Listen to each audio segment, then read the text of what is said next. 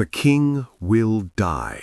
It may be months or years, but he'll not live to be an old man. And if Rhaenyra succeeds him, war will follow. Do you understand? Otto Hightower says this to his daughter Alicent in Season 1, Episode 5 of House of the Dragon, moments after being dismissed as Hand of the King. His voice is cold, calculated, matter of fact. He's not speculating, he's not warning her, he's revealing a plan he's been executing for years. Alicent begins to cry. She's trembling. She knows what her father is saying, what he's been doing, what he's pushed her into. But Otto continues, relentless. The realm will not accept her, and to secure her claim, she'll have to put your children to the sword. She'll have no choice. You know it. You're no fool, and yet you choose not to see it. He lets that sink in, the image of Rhaenyra killing Alicent's children, Aegon, Helaena, Aemond, all dead because they threaten Rhaenyra's claim. Then Otto delivers the final ultimatum. The time is coming, Alicent. Either you prepare Aegon to rule, or you cleave to Rhaenyra and pray for her mercy. This is not a conversation. This is Otto Hightower revealing the endgame of a scheme he started the moment he sent his teenage daughter to comfort a grieving king. This one scene exposes everything. Otto Hightower never cared about serving King Viserys faithfully. He never cared about the realm's stability or honoring the king's choice of heir. He never even cared about what his daughter wanted. From the very beginning, Otto had one goal: put his grandson on the Iron Throne. Everything he's done, every move, every manipulation, every careful word has been building toward this moment. And now that he's been dismissed as Hand of the King, now that he's lost his official power, he's making sure Alicent understands the plan doesn't stop just because he's leaving King's Landing. The plan was always bigger than his position. It was always about the long game. Let's trace Otto Hightower's master plan from beginning to end and understand how this one scene reveals the depths of his manipulation. The beginning. Sending Alicent to Viserys. The plan starts in Season 1, Episode 1, right after Queen Aemma dies in childbirth.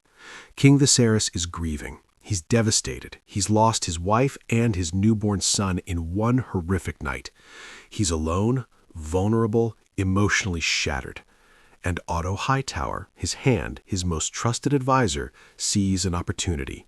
He sends his daughter Alicent, 15 years old, Rhaenyra's best friend, sweet and gentle and pretty, to comfort the king. You should go to him, offer him comfort. Alicent doesn't want to. She feels uncomfortable. The king is her best friend's father. He's grieving his wife. This feels wrong. But Otto insists, and Alicent, dutiful daughter that she is, obeys. She visits Viserys in his chambers. She reads to him. She talks to him. She offers gentle companionship while he grieves. And slowly, quietly, Viserys starts to look at her differently, not as his daughter's friend, not as a child, but as a woman, a companion, someone who understands him. This is Otto's first move. Not obvious, not rushed, just positioning his daughter in the king's eye line at exactly the moment when Viserys is most vulnerable.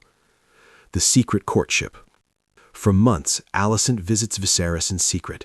She doesn't tell Rhaenyra, she doesn't tell anyone. She just goes to the king's chambers, reads to him, talks with him, provides comfort. And Viserys falls for her. Not through any grand seduction, just through proximity, timing, and Alicent's genuine kindness. But here's the crucial part. Otto knows. He's orchestrated this. He sent Alicent to Viserys knowing exactly what might happen, knowing that a grieving king with a kind, beautiful young woman offering comfort might develop feelings. This is the foundation of Otto's plan. Get his daughter close to the king. Let nature take its course. Wait for Viserys to see Alicent as more than his daughter's friend. And it works perfectly. The marriage. In Episode 2, Viserys announces he's going to marry Alicent Hightower. The realm is shocked. Rhaenyra is devastated. Her father is marrying her best friend without even telling her first. The Velaryons are insulted. They'd offered Laena as a bride. The small council is surprised. But Otto looks satisfied. His daughter is now queen. His future grandchildren will be princes and princesses. He's positioned House Hightower at the very center of royal power. And most importantly, any sons Alicent has will have a stronger claim to the throne than Rhaenyra. Not legally. Viserys has named Rhaenyra his heir, and the realm swore oaths to her. But practically, because Westeros has never had a ruling queen, because tradition favors sons over daughters, because a king's true-born son will always seem more legitimate to most lords than a king's daughter, no matter what oaths they swore. Otto knows this. He's counting on it. Alicent gives Viserys 3 children, Aegon, Helaena, and Aemond. And with each birth, Otto's position strengthens. Aegon is born in Episode 3, a son, a male heir. Immediately, lords start whispering, shouldn't the boy inherit instead of Rhaenyra? Otto doesn't push. Not openly, not yet. He just lets the idea sit there. Lets people think about it. Lets the traditional preference for male heirs do the work for him. For years, Otto serves as hand, raising the question of succession subtly, carefully whenever he can. He never directly says Aegon should be king instead of Rhaenyra. He just points out the potential problems with a female heir, the realm's resistance, the risk of war, the uncertainty. He plants seeds and waits for them to grow. In Episode 4, everything changes. Rhaenyra is caught in a scandal. Rumors spread that she slept with her uncle Daemon in a brothel. Her virtue is questioned. Her reputation is damaged. Otto sees another opportunity. He goes to Viserys and tells him about the rumors, urging him to take action, to consider what this means for Rhaenyra's ability to rule. But he pushes too hard. He's too obvious about his agenda. He explicitly suggests that Aegon should be heir instead. And Viserys finally sees what Otto has been doing all along. He fires Otto as Hand of the King. You have served me faithfully, Otto, but I need a hand who sees things as I do, not as you wish them to be. Otto is dismissed, sent back to Old Town. His position at court, his influence over the king, his official power, all gone. Most men would see this as total defeat. The plan has failed, years of maneuvering wasted. But Otto sees something else. The plan is just beginning its next phase, the conversation that reveals everything. This brings us to Episode 5, and the conversation that exposes Otto's master plan. Otto is packing to leave King's Landing. Alicent comes to his chambers, upset. She blames herself for his dismissal. If she hadn't pushed so hard for him to stay his hand, maybe Viserys wouldn't have fired him. Otto dismisses this. The dismissal doesn't matter. It was always a possibility. The plan was never about him staying his hand forever. The plan was about what happens next. And this is when Otto reveals everything to Alicent. The king will die. It may be months or years, but he'll not live to be an old man. He's stating a fact. Viserys is sick. He's deteriorating. Everyone can see it. The king won't live to old age. And if Rhaenyra succeeds him, war will follow. Do you understand? This is the core of Otto's argument. Rhaenyra's succession will cause a civil war. Not because Otto will start it, though he will, but because the realm won't accept a queen. Because Aegon's supporters will push his claim. Because the dance of the dragons is inevitable. The realm will not accept her. And to secure her claim, she'll have to put your children to the sword. This is Otto at his most manipulative. He's not talking about politics anymore. He's talking about Alicent's children, her babies, Aegon, Helaena, Aemond. He's telling her that Rhaenyra will have to kill them. Not because Rhaenyra is cruel or evil, but because they're threats, living, breathing challenges to her claim. She'll have no choice. These 3 words are crucial. Otto is absolving Rhaenyra of moral responsibility while still making her the threat. It's not that Rhaenyra wants to kill Alicent's children. It's that she'll have to. she'll have no choice. This makes the threat feel inevitable, unstoppable. No matter how much Alicent trusts Rhaenyra's friendship, no matter how much she wants to believe in their bond, Otto is telling her political necessity will override everything. You're no fool, and yet you choose not to see it. He's calling her out. She knows this is true.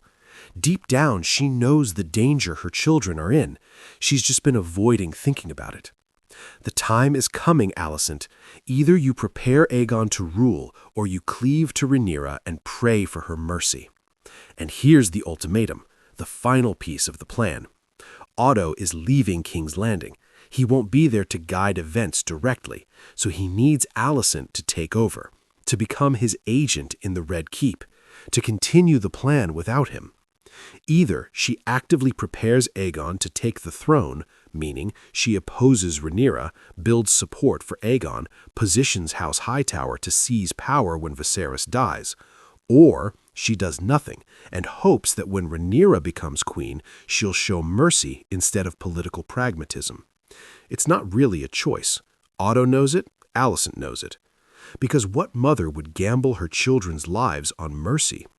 This conversation exposes the full scope of Otto Hightower's plan. Phase 1, complete. Get Alicent married to Viserys. Phase 2, complete. Ensure Alicent has sons who could challenge Rhaenyra's claim. Phase 3, complete. Plant seeds of doubt about female succession throughout the realm for years. Phase 4, complete. Position himself as hand to influence events directly, though he's now been dismissed. Phase 5, in progress. Ensure Alicent understands the stakes and takes over executing the plan after Otto leaves. This is what the Episode 5 conversation accomplishes. Phase 6, future. When Viserys dies, have Aegon crowned instead of Rhaenyra, triggering the civil war Otto has been engineering all along. Otto's not improvising. He's not reacting to events. He's been driving toward this outcome for years. Every move he's made has been calculated. Sending Alicent to Viserys? Calculated. Encouraging the secret courtship? Calculated. Staying silent while Alicent became queen? Calculated. Having her produce male heirs? Calculated. Subtly undermining Rhaenyra's claim for years? Calculated. Using the brothel scandal to push harder? Calculated, though he pushed too hard too fast. Ensuring Alicent is terrified for her children's safety? Calculated. Even his dismissal doesn't derail the plan, because the plan was never about Otto holding power himself. It was always about putting his grandson on the throne. And for that, he needs Alicent to be the one making moves in King's Landing while he's gone. The manipulation of Alicent. The truly dark brilliance of Otto's plan is how completely he manipulates his own daughter. Alicent never wanted any of this. She didn't want to marry Viserys. She didn't want to betray her friendship with Rhaenyra. She didn't want her children to be threats to the throne. She doesn't want civil war. But Otto has positioned her so that she has no choice.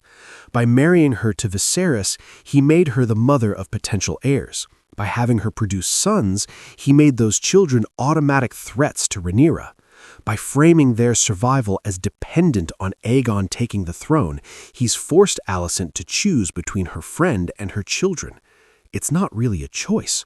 What mother chooses her friend over her baby's lives? So Alicent, who wanted peace, who wanted friendship with Rhaenyra, who never wanted power for its own sake, becomes the Green Queen, the mother who will fight to put her son on the throne, the woman who will trigger a civil war to protect her children, not because she's ambitious, not because she wants power, but because her father spent years positioning her exactly here, in this impossible situation, where the only way to protect her family is to destroy her former friend. Otto used his daughter as a pawn, and now he's making sure she knows she has to keep playing his game, even though he's leaving the board. The green dress. The immediate result of Otto's conversation is visible that very night. At Rhaenyra and Laenor's wedding feast, Alicent arrives late, very late, interrupting Viserys' speech. And she's wearing a green dress. In the world of House of the Dragon, this is significant. Green is the color of House Hightower when its beacon calls its banners to war. It's a declaration, a statement. Alicent is no longer Rhaenyra's friend trying to keep the peace. She's choosing a side. She's accepting her father's framing of the situation. She's preparing for war. The entire court notices. Larys Strong smiles knowingly. The Valerians look concerned. Rhaenyra is confused and hurt. Alicent has made her choice, not because she wants conflict, but because Otto convinced her that conflict is inevitable, and she has to protect her children. The Dance of the Dragons, the civil war that will tear Westeros apart, begins not with a battle or a death, but with a green dress at a wedding. And Otto Hightower, dismissed and leaving King's Landing, has accomplished exactly what he set out to do: ensure his daughter will continue his plan in his absence. Otto's master plan will succeed. His grandson Aegon will be crowned king when Viserys dies. House Hightower will seize the throne. But the cost will be catastrophic. A civil war that kills tens of thousands. The extinction of most dragons, the deaths of most Targaryens, the destruction of House Hightower's power, the death of nearly all of Otto's family. Otto engineered all of this. For what? For power, for legacy, for the ambition of putting his blood on the throne. He sacrificed his daughter's happiness.